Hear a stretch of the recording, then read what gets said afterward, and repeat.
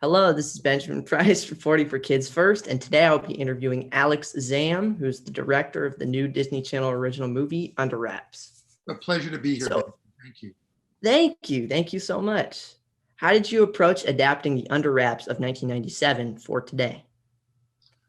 I was a huge fan of the original, huge. And I love monster movies. So I wanted to be as respectful and as possible so I could bring it to a new generation and update it where there was possibilities to do that. And also just to put my own spin, the way a band might do an older song or a new version of an older play. It's just a riff on the original text. So I just saw it as an enormous opportunity to be inclusive in the casting, to embrace Phil as who played Harold, as he was a gifted choreographer and dancer, to use what he did and make that part of Harold, and to just do my own kind of fun action set pieces, like the big fight with the mummy at the end, and the Harold being dragged around by a bus, or him being at odds with simple things like modern technology, like an Alexa or a Roomba, or I'm a hot sauce lover, so I couldn't Yeah, help but put hot sauce in. Mummy v. Roomba was quite an entertaining clash. Yes, for sure. And going off of that, was there like kind of an under wraps syllabus for cast and crew? Were there any movies that you made a point of showing beforehand, or just while you were making it, movies that you watched yourself, just to get in the monster movie mindset? That's a really smart question. It is. And I do think it's really been always been beneficial to share certain movies with cast and crew I do that as I do a lot of lookbooks for reference for the director of photography, for the production designer, for costume. And those lookbooks help us determine the tone and what makes it cohesive, the color palette, the types of props, the look of locations, whether they're retro or modern. So there was a lot of references for that to try to give it a timeless look and classy.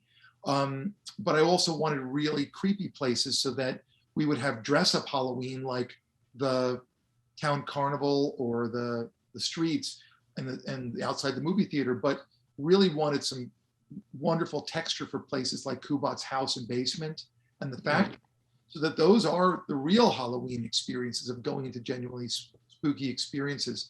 But in terms of performance, I really spent a lot of time showing Phil classic comedy like Lucille Ball, Harpo Marx, the Marx Brothers, watching Charlie Chaplin, Buster Keaton, to show how much we could do with just physicality for emotiveness and for comedy for the performance.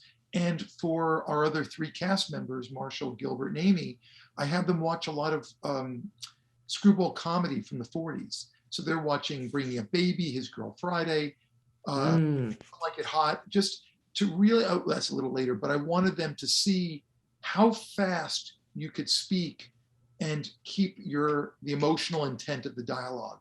Because I said, I love that rat-a-tat-tat quality. And that made them into a band. I always said, you guys, when they hit it, I said, now you guys are a band, that you don't let gaps in between when you play your notes and the other guys play their notes.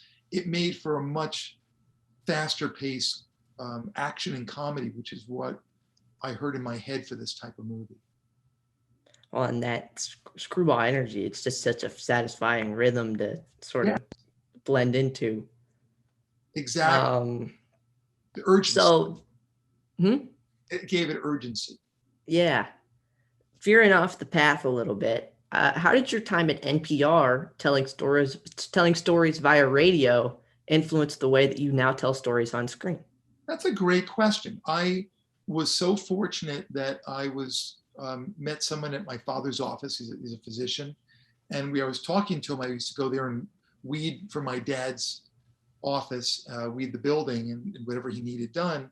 And I met this guy, and we talked for 20 minutes. And he said, you like talking to people. You have a gift for the gab. You should be work for me. And I didn't even know what he did. Turned out he was a Jay Allison, who's just an incredible. I mean, he's in the pantheon of NPR interviewers. And he asked me. I was 17, 16 or 17 years old, and I started working as an interviewer, and I did it for 6 years for him, and I learned how to cut tape and how to mix and edit, but it gave me a sense of how to tell stories with sound and have a very, just really listen to a movie, not just rely on pictures and dialogue, but to really listen to a movie. And it also taught me that everybody's an expert in their own life. And I really learned incredible details about human lives and about listening to people's lives and using that information in their lives. So just to give an example, in this movie, in talking to Marshall about his family and his relationships, Malachi, who played Marshall, how important his grandfather was in his life. So when we wanted to put a picture up in his room of somebody that he names Harold after, who better than to use an actual picture of Malachi's? Oh, wow.